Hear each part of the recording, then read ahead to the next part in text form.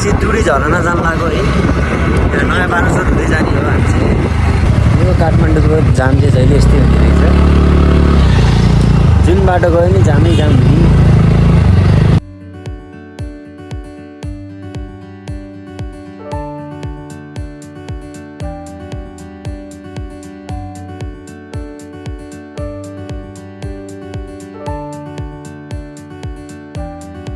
यहाँ चाहिँ अगाडि मौसम छ है।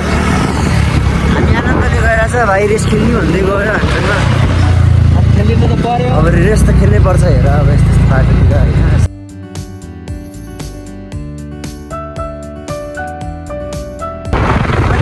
हामीसँग रेस खेलेर हुन्छ त नि। अझै जोसिएको छ उता रातो हाँस्दाखेरि चाहिँ जानुपर्छ।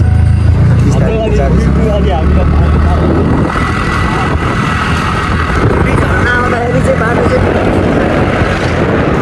बाटो आनन्द छ, सिप छ, बिचमा अलिअलि बाटो पुगेको छ। सरकारले के गरायो बाटो? हाम्रो पल्सर अझै चम्किँदै आर्मी क्याम्प पढेर आएको छौँ। बाटो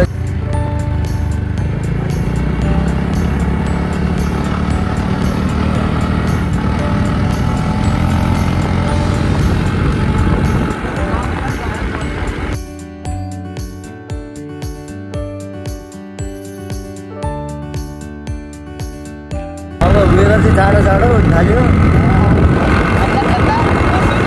टी सर्ट र ज्याकेट मात्र लगाएर आएको छौँ।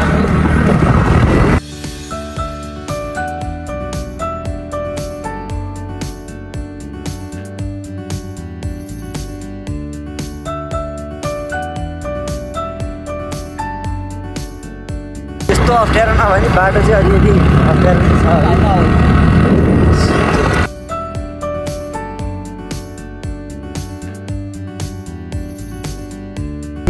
गरेर एउटा ठाउँमा रोकेर आनन्दले बस्ने त्यसैलाई। यहाँ आउनुभन्दा अगाडि चाहिँ हामी बास्तोल गाउँ कटेर आएको हो। भ्यू चाहिँ राम्रो छ।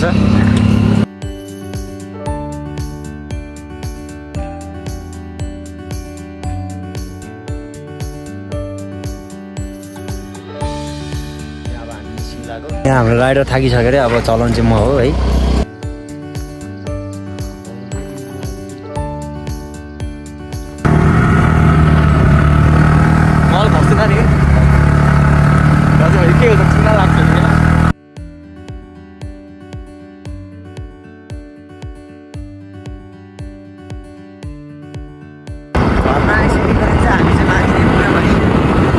मैले चाहिँ साथीलाई नै चलाउँथेँ।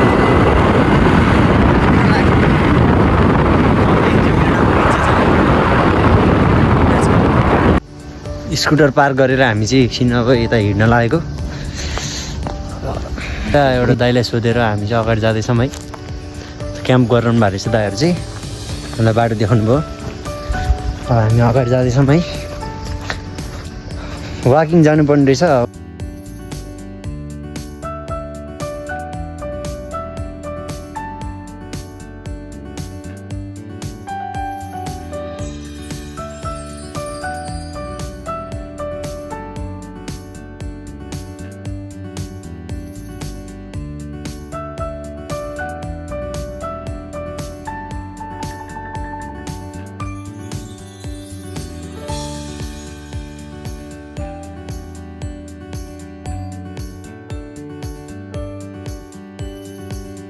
आफ्टर लङ वाक है हामी पुग्यो बाटो बिर्सिङ।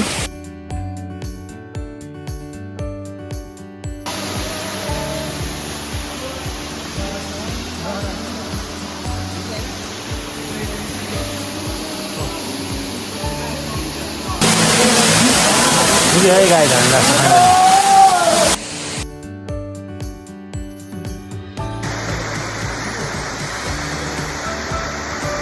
नआएर रेडी भएर हामी निस्किँदैछौँ।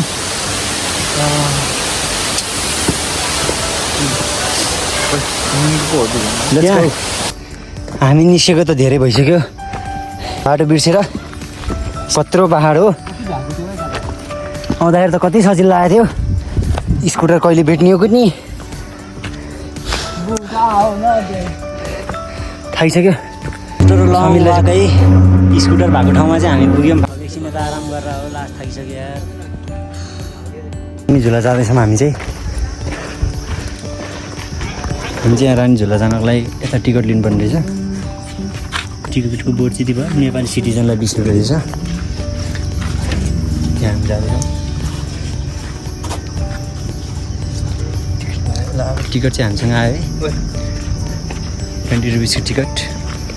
अब जाउँ बाटोतिर।